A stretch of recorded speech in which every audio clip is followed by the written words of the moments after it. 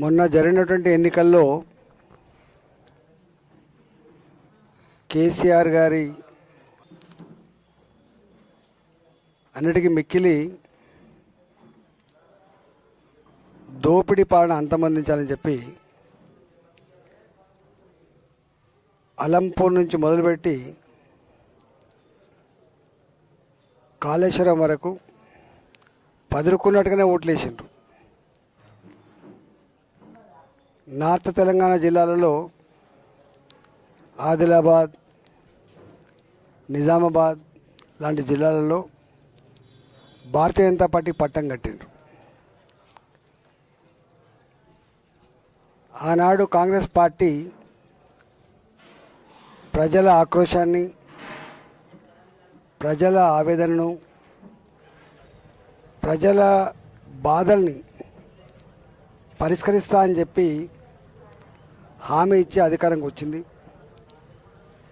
ఇంత తొందరగా విమర్శించడం కోసం కాదు, కానీ కాంగ్రెస్ పార్టీ తాను ఇచ్చినటువంటి హామీలన్నీ కూడా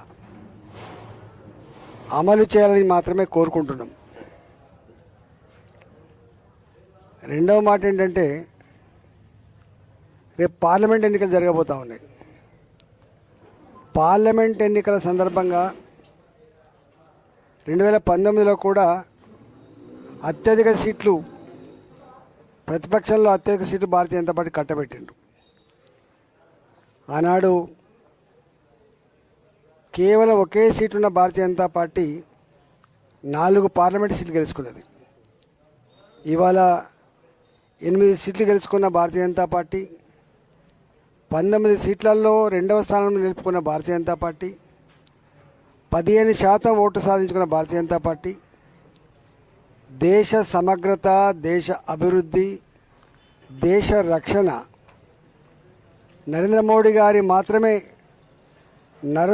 గారి నాయకత్వంలోనే క్షేమంగా ఉంటాయని భావిస్తూ ఉన్నారు. కాబట్టి ఎవరిని కదిలించినా కూడా ఆదిలాబాద్ నుంచి అలంపూర్ వరకు, భద్రాచలం నుంచి పరిగి వరకు ఈసారి పెద్ద ఎన్నికలు, మోడీ గారి ఎన్నికలు.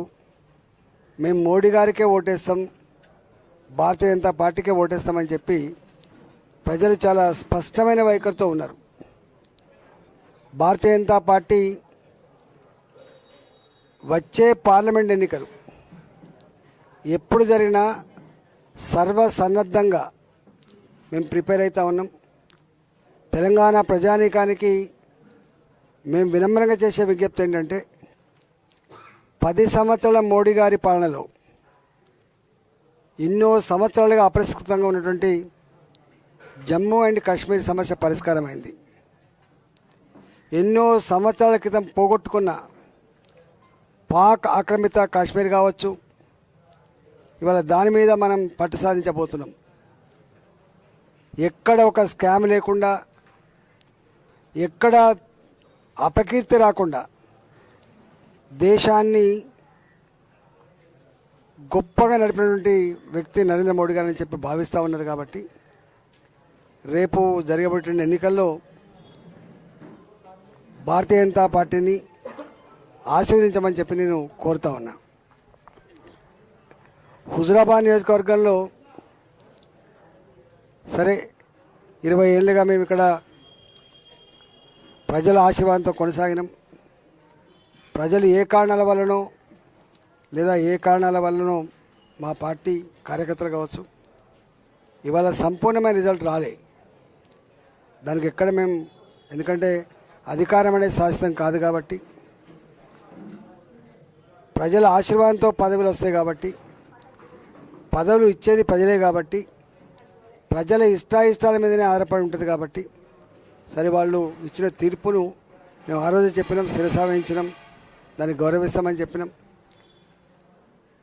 కానీ ప్రజలకి, హుజురాబాద్ నియోజకవర్గ ప్రజలకి నేను ఒకటే విజ్ఞప్తి చేస్తున్నా, మళ్ళీ పాత పద్ధతిలో మీకు ఎట్లయితే మేము అండగా ఉన్నామో, మీ ఆపదలో, సంపదలో, అవసరంలో మీకు తోడుగా ఉన్నామో, మళ్ళీ అదే పద్ధతిలో మా పని విధానం ఉంటుందని చెప్పి నేను మనవి చేస్తా ఉన్నా.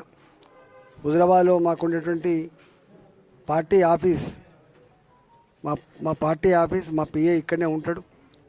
మునుపటిలాగానే మీకు ఏ అవసరం ఉన్నా కూడా ప్రభుత్వపరమైన పనులు చేయించడానికి పదవులు కావాలి కావచ్చు కాక, కానీ పదవులు లేకున్నా కూడా ప్రజల అవసరాలు తీర్చగలిగేటువంటి బాధ్యతలో ఉన్న మాలాంటి వాళ్ళకి తప్పకుండా అవి చేయిస్తామని చెప్పి మీకు వినమ్రంగా విజ్ఞప్తి చేస్తున్నా. కార్యకర్తలు కానీ నాయకులు కానీ ఇక్కడ 20 ఏళ్ళు ఎన్నడూ వాళ్ళు ఓడిపోలేని వాళ్ళు కాబట్టి, ఏ ఎన్నికలు జరిగినా ప్రజల ఆశీర్వాదంతో మేమే గెలిచాం కాబట్టి మొట్టమొదటిసారిగా ఈ ఇచ్చిన తీర్పు పట్ల మా వాళ్ళు కొంత ఇబ్బందిగా ఉన్నప్పటికీ కూడా దాన్ని గౌరవించవలసిన బాధ్యత,